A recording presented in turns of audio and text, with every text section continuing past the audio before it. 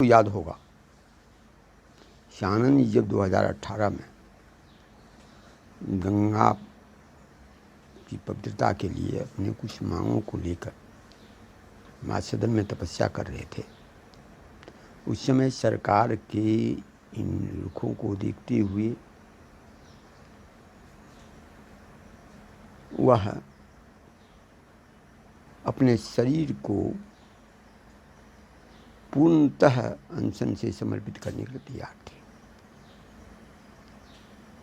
यद्यपि उन्हें एम्स में ले जाकर के मारा गया है, उस समय तक उनकी वो हालत नहीं हुई थी।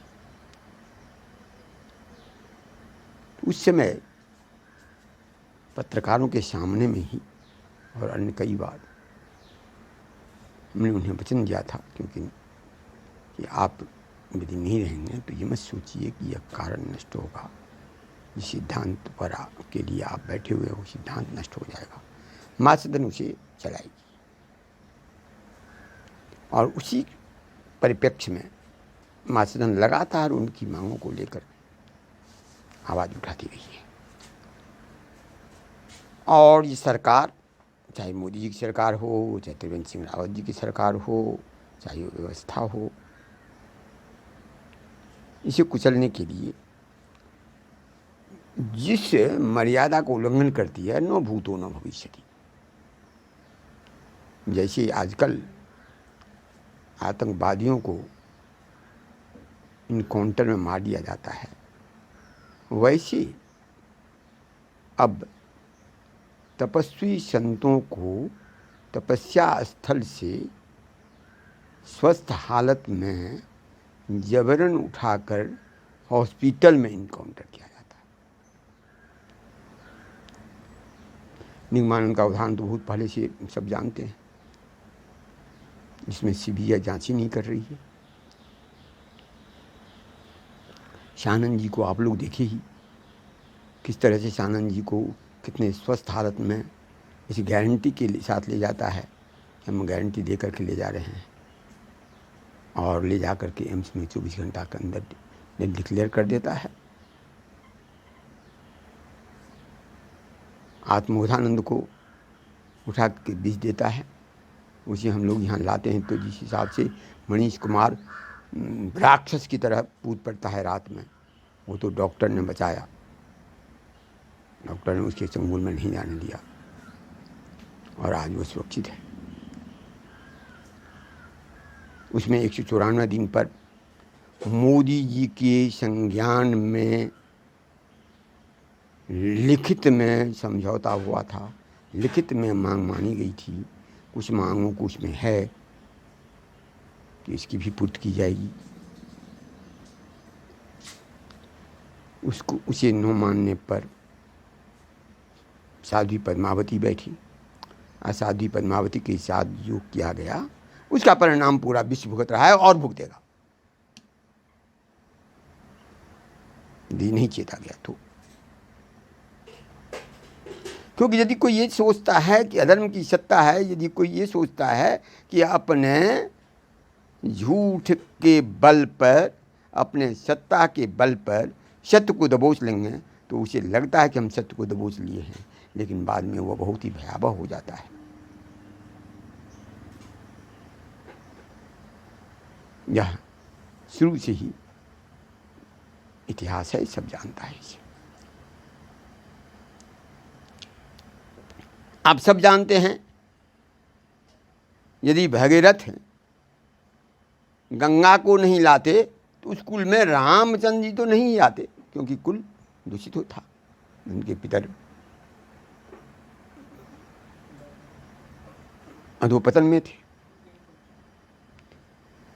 तो उसी कुल में राम के मंदिर के स्थापना के लिए जो व्यक्ति सब जा रहे हैं, वह राम जिस वंश में थे उस वंश में रघुकुल रिश्ता चल आई, प्राण जाए पर वचन न जाई। उस वचन की अवमानना करने वाला वक्त जाएगा, वहाँ पर शिलान्यास करेगा, तो रामचंद्र जी उसमें विराजमान रहेंगे। और यदि इसके लिए कितना भयावह होगा इसको लोग जान ले।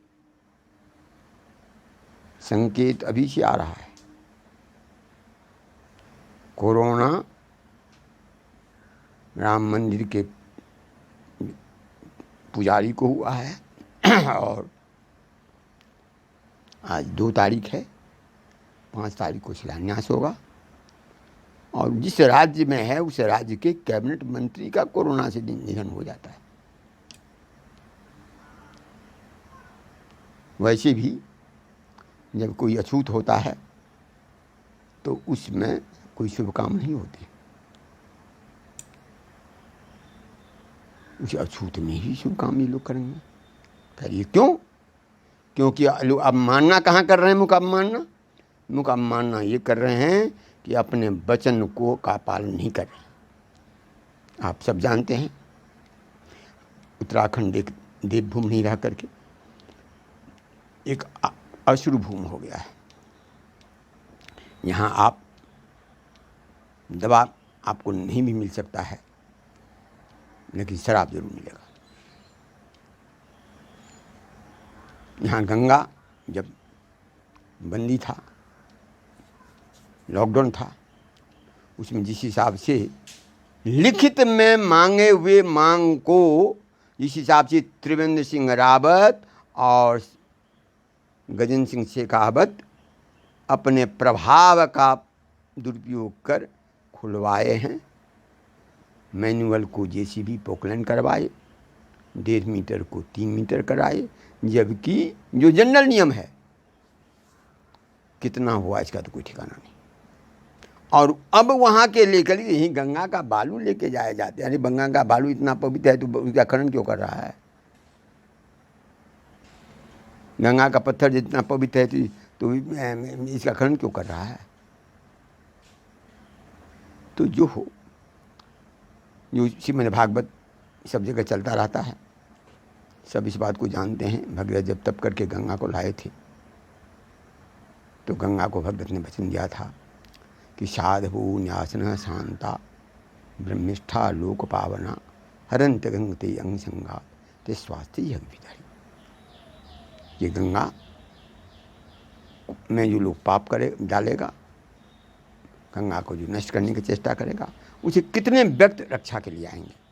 तो साधवो न्यासन, साधु त्यागी न्यासन, शांता जिसने इंद्रिय के उत्पात को शांत कर लिया हो, और लोक पावना जिसको लोक को कल्याण करने की भावना हो, ऐसे व्यक्ति अपने अंग संघात से, अपने प्रभाव से इसकी रक्षा करें। तो अब तो ये बात स्पष्ट है कि जो कोई इसमें नहीं उतर रहे हैं वह साधु नहीं हो सकते हैं, त्यागी नहीं हो सकते हैं, इंद्रियों को शांत नहीं कर सकते हैं, लोक भावना, लोक कल्याण की भावना भी नहीं है। तो जो उल्लंघन कर रहे हैं वो तो राक्षस हुए, आज जो वचन दे करके भी मुकर जा रहे हैं उनके लिए क्या कहा जाए।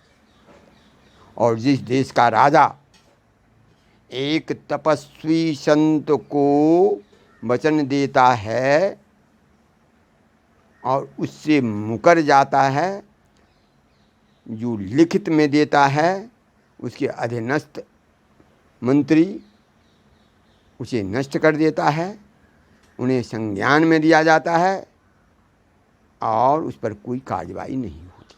अब तो 2 ही बात है, या तो हमने जो पत्र लिखा मोदी जी को, ये पत्र मोदी जी के पास तक नहीं गया होगा, तो ये भी बहुत गंभीर बात है। उनको व्यक्तिगत वैद्य में पत्र लिखा गया है। और दूसरी बात, यदि उनके पास गया है और तब वह शांत हैं तो बहुत बड़ा प्रश्न चिन्ह है, दोनों बहुत बड़ा प्रश्न चिन्ह है। तो इसीलिए मैं पूर्व में जो घोषणा कर दिया हूँ उसके तहत कल से हमारा गिलास ले आओ, तो हमारा तिवला से गिलास में लगभग 300 ml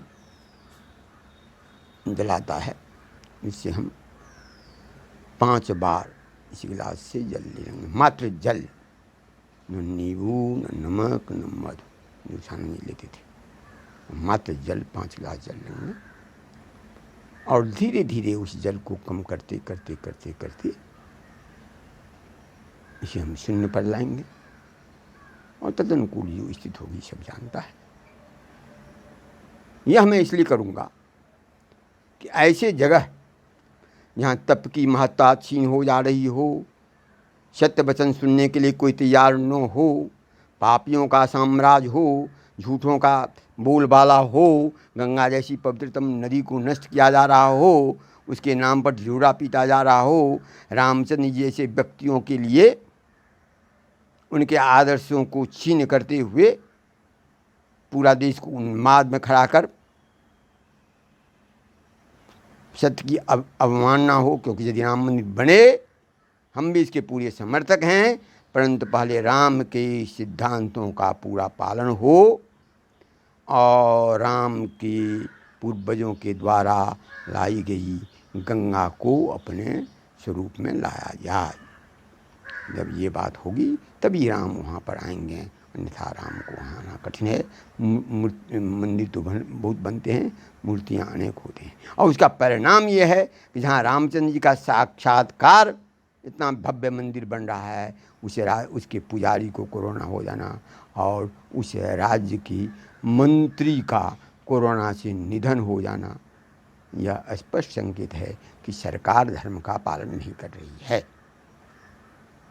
तो हम इस कल्याण की भावना से हम बैठ रहे हैं ताकि सत्य का की समझने की सामर्थ्य सब में हो और लोग सत्य को समझें। क्योंकि आज को उन्माद में बहुत लोग ज़्यादा रहते हैं। और एक बात तो और मैं एक दिन और पहले भी कहा था कि 4 तरह की न्यायिक व्यवस्थाएं होती हैं।